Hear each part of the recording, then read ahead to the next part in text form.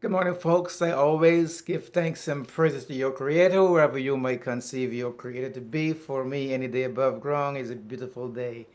Now, I'm going to try to break down the 7 Hermetic Principles, or the 7 Universal Laws. Now, there's 7 universal laws that you should govern by or live by, and it's very simple. The laws are very, very simple. The 7 laws really are the principle of mentalism, the principle of correspondence, the principle of vibration, the principle of polarity, the principle of RAM, the principle of caution, and the principle of gender, or cause and effect, I should say. Okay. Now, first, if you don't know about those laws, if you live by those 7 laws, those 7 universal laws, it will actually guide your life in the right direction. Or you will live your life more humbly and more, how should I say, with more respect for everything. Now, the first law is mentalism, which is everything is mental. Everything is actually spirit. Matter is just a distinction. Spirit is just a refined matter, as it's just energy, as we all know that. So that is the first law. Everything is mental. All is mind. Embody in the idea that everything that happens have to be in a result of the mental state that perceive it.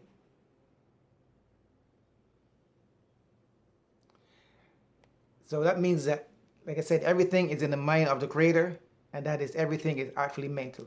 The second one is the principle of correspondence. As above, as you heard before, as above, so below, as within, so without. It basically means that everything have a plane of existence or connected in correspondence. Microcosm is found in microcosm, vice versa. So it's like everything corresponds. That is the second law. And then you have the third principle is vibration. Everything vibrates. Nothing rests. Everything moves. The principle says that everything started from a large of a matter down to intense to a particle of a different degree of vibration. Modern science can endorse that every atom and molecules is vibrating at a certain motion. So it just goes to show that everything vibrates, even the chair that you're sitting on moves. You put it on a microscope, you will see the protons, electrons, and neutrons moving because everything vibrates. That's the principle of vibration. Then you have the principle of polarity. Everything is duality. Everything have poles. Everything have a pair of opposites, likes and dislikes, the same. Opposite as an individual in the same nature, but every difference is in degree. Extremes means all truth have but half truths. So like polarity, everything is dual. You know that. And then they have polarity means that extremes opposite are actually a different degree of the same thing.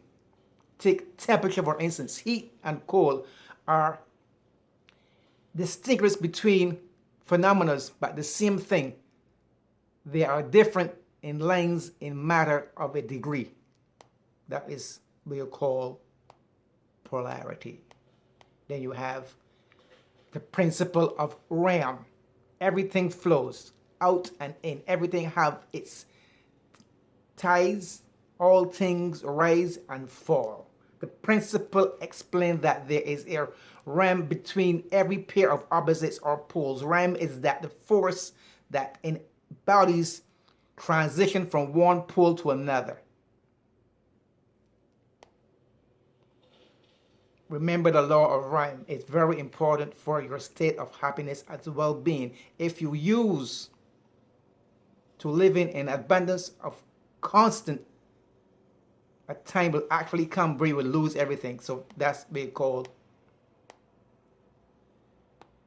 like I said before, the RAM. Then you have an effect. For every cause, there's an effect. For every effect, there's a cause. Everything happens according to law. Chance is but the name of the law that will recognize it. There are many planes of but nothing escapes this law. There is no such thing as chance. Chance is just a term used when the extreme cause of certain effects are not recognizable or perceived. Everything cause have an effect, and there is an underlying law that makes it happen. If you understand that circumstances of your actions, then you can choose what action you are going to take. You can choose what action to take back. In so doing, you also choose the consequences that follows. That is cause and effect. And as we all know, everything, the principle of gender, everything is gender. Everything has its masculine and feminine. That don't need to really be explained, because you all understand that everything have masculine and feminine. If you open your car door, you're the masculine going to the feminine. If you open your house door, you're the masculine going to the feminine. If you go into a train, that's the masculine going to the feminine. Everything have masculine and feminine. Trees have it. That's my neighbor saying hi to me. Everything have masculine and feminine. So that's really not really explainable. That's understandable as normal fact. So folks, I try to explain it the best of possible, the 7 Hermetic laws, or the 7 universal laws, or the 7 principles of Hermetic Principles.